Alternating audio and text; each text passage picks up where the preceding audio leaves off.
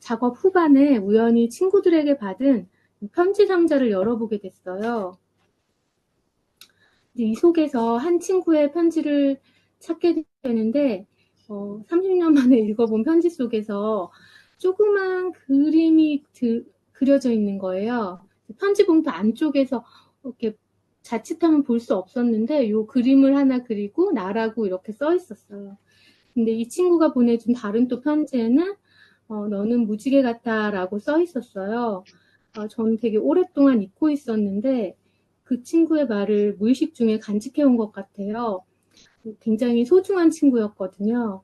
우리는 모두 누군가의 무지개나 요정 같은 사람이었을 수 있잖아요. 그래서 친구에 대한 고마움을 담아서 주인공을 꼬마 농부에서 꼬마 이제 요정으로 바뀌는 과정이에요.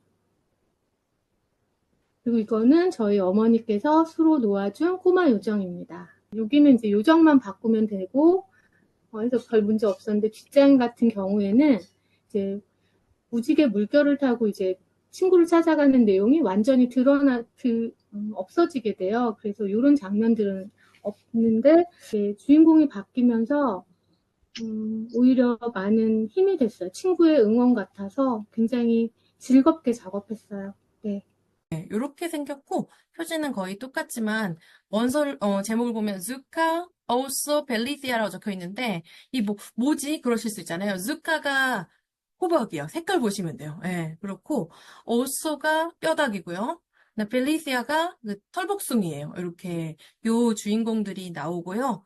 저기 조르지오 모스로티미도 적혀 있죠. 저게 이제 부제입니다. 그래갖고 감정 캐릭터 시리즈 그림책이라고 할 수 있습니다. 그 1권이고요. 조금 더 보여드릴게요. 예, zucchini 생각하시면 될 것 같아요. 궁금하실까봐 준비를 좀 해봤는데, 네. 조르지오가 저 첫 번째 거고요. 두 번째 거를 제가 번역을 또 해놨어요. 예, 해놔가지고, 노른날 출판사에서 준비하셔서, 가을이 됐건 겨울이 됐건 보여주실 것 같습니다. 그렇고, 아마존에 가면 이미 나와 있는 또 3권이 있습니다만, 소개를 잠깐 해드렸고요. 예. 또 너무 감사하게도 제가 직접 실시간 통역하면서 작가님과 소통할 수 있는 시간이 있었어요. 저는 이탈리아어를, 프랑스어를 못하기 때문에 영어로 이제 했었어요. 사진을 잠깐 보여드리면, 네, 이렇게 촛불도 불고, 막 이렇게 막 같이 앉아가지고 했었어요. 네, 좋아 보이죠? 이렇게 했었던 게 7월 14일이고요. 네. 이 작품에는 루트피시라는 어린이가 나옵니다. 지금 루트피시가 망원경으로 무엇을 보고 있는지도 한번 보시면 좋겠고요. 그 다음에 당연히 루트비시의 엄청난 친구인 코뿔소가 등장을 하고요. 그 다음에 루트비시와 코뿔소의 그 대화를 이해하지 못하는 아빠가 골머리를 앓고 있습니다. 그래서 코뿔소는 없다 이런 주장을 하자 루트비시라는 어린이가 아빠 진짜 아빠의 생각 증명할 수 있어요? 하면서 완전한 반전을 이루는 중요한 모티브로 하나가 등장하는데요. 과연 뭘까요? 네, 달입니다. 그러면 이런 스토리의 흐름을 따라서 있다, 없다, 또 보이는 것과 보이지 않는 세계, 이런 그림 잘 따라가 보시면 좋겠습니다. 코뿔소는 방에 있었나요? 없었나요? 여러분들 생각은 어떠세요? 방에 있었다고 생각하세요? 없었다고 생각하세요? 제가 이거 몇몇 아이들한테 읽어본 적이 있었는데, 정말 의심 없이 있었다. 그래서 제가 질문해봤죠. 아니, 아빠는 그럼 왜 없었다고 해? 그랬더니, 아빠를 피해서 이 코뿔소가 숨어 다녔는데 아빠는 그걸 몰랐다는 거예요. 그래서 과연 보이지 않으면 없는 것인가? 또 보이지 않아도 존재하는 것은 무엇일까라는 이야기를 해보는 게 굉장히 많은 어떤 상상과 생각들을 불러일으킵니다. 있다는 건 뭐고 없다는 건 뭐고 그걸 어떻게 볼 것인가? 또 어떤 관계 맺기가 가능한가? 이런 질문이 있다면 달은 언제부터 우리에게 있었을까요? 왜 매일 모양이 바뀔까요?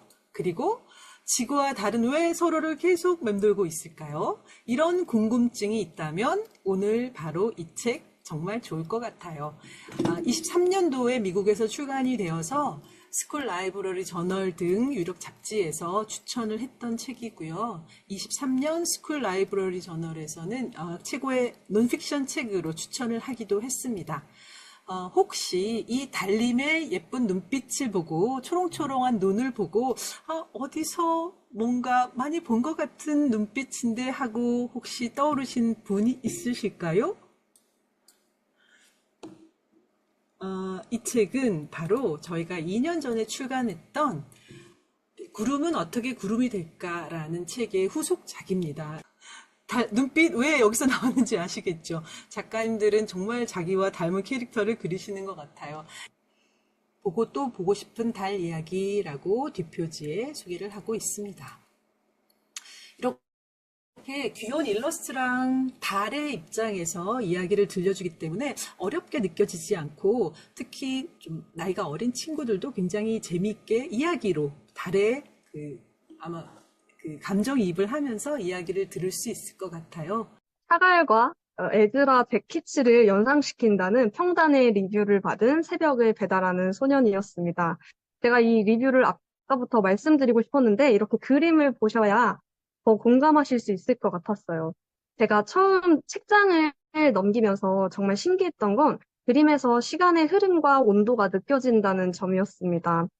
고요하고 어둡고 차갑고 밝게 빛나고 새벽에서 아침으로 이어지는 모든 장면이 마치 제가 시간 속에 함께 경험하고 있다고 느껴졌어요.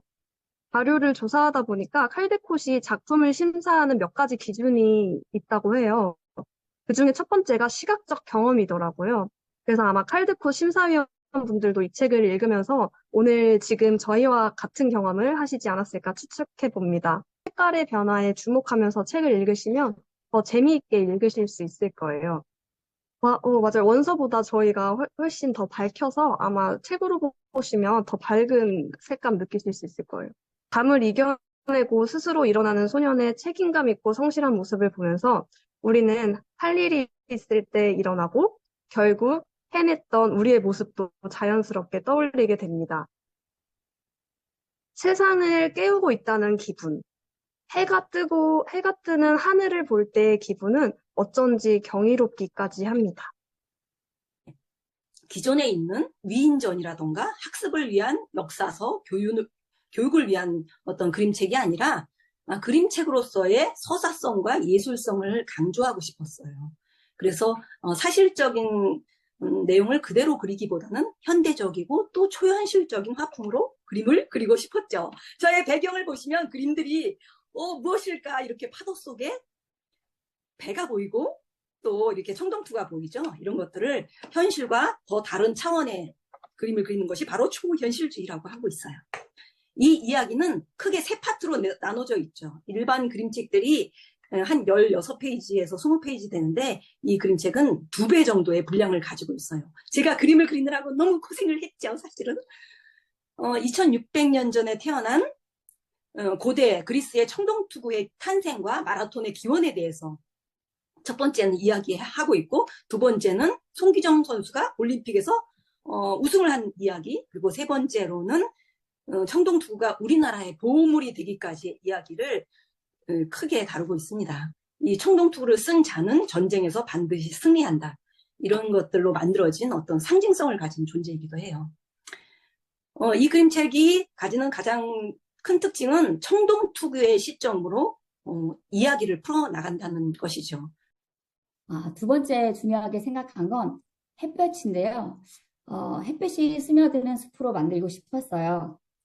저는 아무리 어두운 곳이라도 빛이 한 줌이라도 꼭 있어야 된다고 생각을 해요. 빛이 한 줌도 없는 곳은 좀 많이 춥고 어둡고 절망적이에요.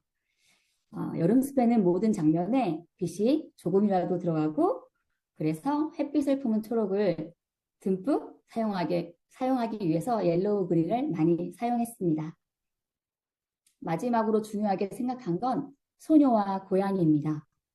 고양이는 저와 함께 살고 있는 고양이가 모델이 되었고요. 소녀는 어릴 적 제가 모델이 됐습니다. 소녀와 고양이가 친구가 되는 과정엔 저와 함께 살고 있는 고양이 후아가 서로를 알아가는 과정이 담겨 있어요. 여름숲은 심심한 소녀가 동네를 산책하다가 숲을 발견하고 숲에 들어가서 자유로운 고양이와 만나 노는 이야기예요. 논다는 건 친구가 돼야 할 수 있잖아요. 친구가 바로 될 수는 없죠. 소녀는 고양이에게 엉성한 발레 동작으로 자신의 마음을 내비쳐요. 그리고 고양이는 소녀에게 가장 자신 있는 공중제비를 보여주죠. 저는 이렇게 고양이 두 친구와 강아지 한 마리와 살고 있는데요. 어, 어디선가 그 어항과 그 속의 물고기들이 고양이에게는 마치 TV를 보는 것 같다는 이야기를 듣고 저희 고양이들에게 어항을 선물해 줬습니다. 근데 이렇게 사진과 같이 고양이와 물고기는 이렇게 서로 바라보면서 친구가 된 듯한 모습을 자주 보여줬어요. 음, 이런 모습들을 보면서 바다 어항의 이야기가 시작된 것 같습니다. 알 수 없는 미지의 세계로 떠나는 여행은 언제나 가슴 설레는 일입니다. 여행길을 누군가와 함께하면 더 즐거운 여행이 되겠죠? 반복되는 매일매일이 심심하다면 우리 같이 여행을 떠나볼까요? 네, 바다 어항으로 한번 빠져보겠습니다. 초기 이야기에서는 고양이가 어항을 사러 가는 장면과 그리고 강아지 직원이 어항을 TV로 소개하는 그리고 판매하는 이야기였는데요. 돈이 없는 고양이는 조금만 둥근 어항을 사가지고 집으로 와서 보게 된다는 좀 이야기였죠. 근데 좀 변형이 돼서 사러 가는 장면은 조금 줄이고 뒤에 상상 장면을 좀 더 많이 넣게 되었습니다. 외할아버지는 한때 인생에서 아주 힘든 시기를 보내시는데요. 그게 전환점이 되어서 남은 인생 여정을 바쳐 이제 가지고 있는 땅에다가 버려진 물건들로 20년간, 네, 꽤 오랜 시간 놀이공원을 만드세요. 그리고 제가 태어난 해에 노루공원이 만들어집니다. 그래서 이 노루공원은 입장료도 없어요. 그래서 마을 아이들이 하나 둘 노루공원으로 찾아오게 됩니다. 실제로 책에 나오는 너구리, 공작새, 원숭이, 강아지도 살고 있었다고 해요. 근데 이 노루공원 이야기가 입소문을 타서 나중에는 책에도 실리고 각종 대중매체에 소개가 됩니다. 하지만 시간이 흐르면서 늘 그렇듯 할아버지와 놀이공원은 사람들에게 잊혀집니다. 뭐 역시 잊어버리게 됩니다. 그러던 어느 날 영화 시네마 천국을 보게 되는데요. 시칠리의 많은 마을 사람들에게 사랑을 받은 장소인데요. 여기도 시간이 지나면서 낡게 되고 결국 철거가 돼요. 그래서 이 극장을 이렇게 폭발을 시키는데 이 광경을 마을 사람들이 모여서 막 눈물 흘리면서 바라보거든요. E questa è la prima immagine che ho visto, che era solo un bozzetto, uno schizzo, che ho visto di Leopolda, che si chiamava già così. È lei che le ha dato il nome, Leopolda.